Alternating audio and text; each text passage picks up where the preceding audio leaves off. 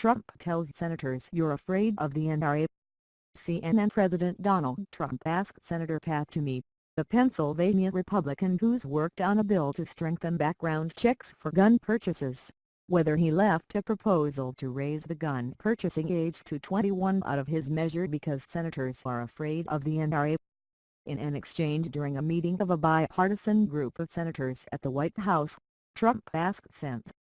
Joe Manchin of West Virginia and Toomey if their background check bill they authored in the aftermath of a shooting at Sandy Hook Elementary School in 2012 included a provision that would have raised the age at which individuals could purchase rifles from 18 to 21. Toomey said it did not. You know why? Because you're afraid of the NRA, Trump said. The Manchin-Toomey bill is different from the more limited Fix Next bill, from Sens.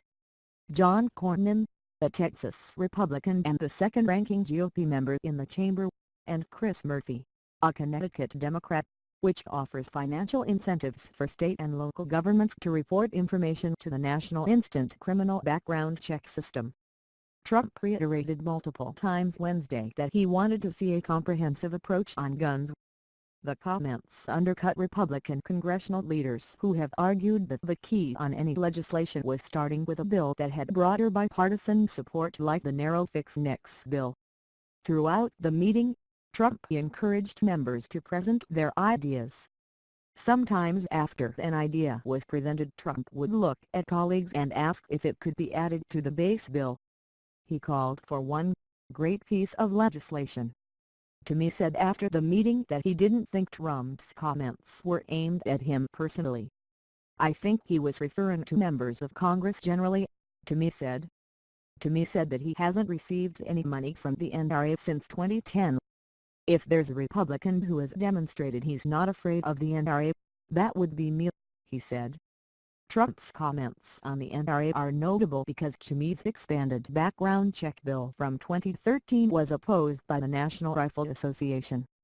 In a statement in April 2013, the NRA said the Manchin-Toomey bill, which would have expanded background checks at gun shows and over internet sales, would not prevent the next shooting and would not solve violent crime.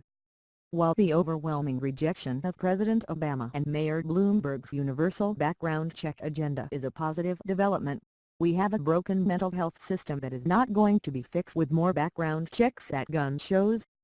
The sad truth is that no background check would have prevented the tragedies in Newtown, Aurora or Tucson, the NRA statement said. We need a serious and meaningful solution that addresses crime in cities like Chicago, addresses mental health deficiencies, while at the same time protecting the rights of those of us who are not a danger to anyone. A spokesman for Toomey said that the senator has demonstrated that he's not afraid of the gun lobby. Despite the aggressive opposition of the NRA, Senator Toomey never wavered in his commitment to this legislation, Toomey Press Secretary Steve Kelly said in a statement.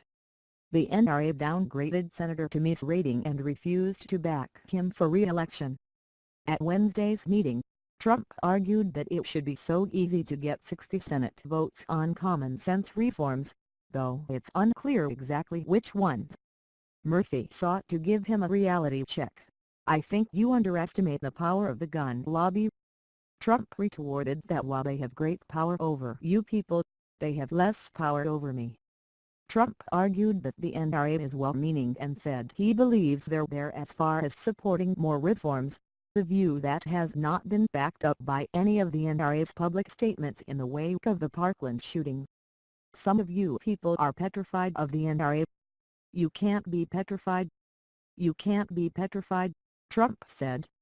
The National Rifle Association has always supported efforts to secure our schools and keep firearms out of the hands of those who are a danger to themselves or others, whether they are criminals or mentally ill, Jennifer Baker, of the NRA's Institute for Legislative Action, the organization's lobbying arm, said Wednesday in a statement provided to CNN. This can be accomplished without shifting the focus, blame, or burden onto safe, law-abiding gun owners.